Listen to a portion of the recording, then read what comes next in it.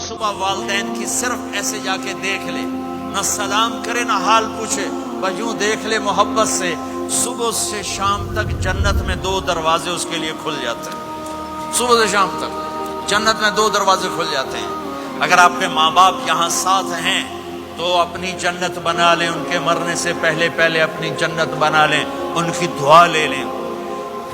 ہمارا ایک نوجوان ذمہ دار تھا، نہ نماز نہ روزہ نہ حج، کچھ بھی نہیں، اور غافل زندگی۔ اب تو ماشاءاللہ بہت بدل گیا ہے۔ کہتا مولانا میری کبھی کوئی دعا رد نہیں ہوئی، حالانکہ سارے عیب تھے، سارے گناہ تھے، دعائیں ساری قبول تھیں۔ میں نے کہا وہ کیسے؟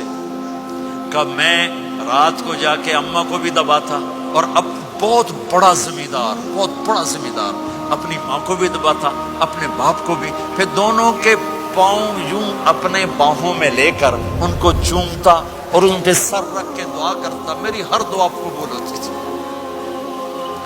تو اپنے ماں باپ کے قدموں تلے اپنی دعائیں تلاش کرو، خاص طور پر اپنی ماں کے قدموں تلے جنت تلاش کرو۔ میرے نبی نے کہا ماں کے قدموں تلے جنت ہے۔ میرے نبی نے حضرت عمر سے کہا تیرے زمانے میں ایک شخص آئے گا، اویس،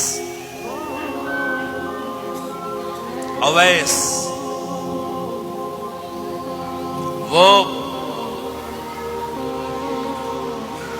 رنگ کا ہوگا کالا، قد کا ہوگا چھوٹا، اور قبیلہ ہوگا قرن۔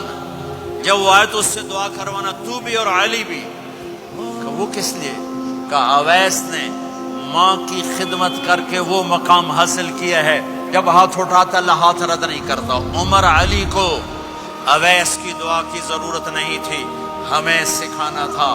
اس عمر کے زمانے میں ان کو پتہ چلا کہ اویس آگے ہیں، ان کو ڈھونڈتے پہنچے میدان عرفات میں، نفل پڑھ رہے تھے، یہ ان کے پاس بیٹھ گئے۔ انہوں نے دیکھا 2 آدمی آ گئے، انہیں سلام پھیرا۔ حضرت عمر نے پوچھا کون ہو؟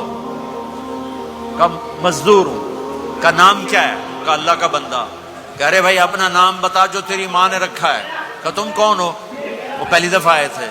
تو حضرت علی نے کہا یہ امیر المومنین عمر ہیں، میں علی ہوں۔ پھر وہ ایسے کہا جی میں معافی چاہتا ہوں، میں آپ کو پہچانتا نہیں تھا۔ حضرت عمر نے کہا ہمارے لیے دعا کر۔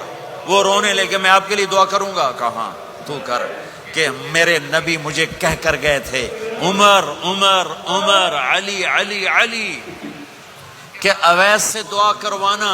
کیوں؟ کہ ماں کی خدمت کر کے وہ مقام پایا ہے، جب ہاتھ اٹھاتے ہیں ہاتھ واپس خالی نہیں آتے۔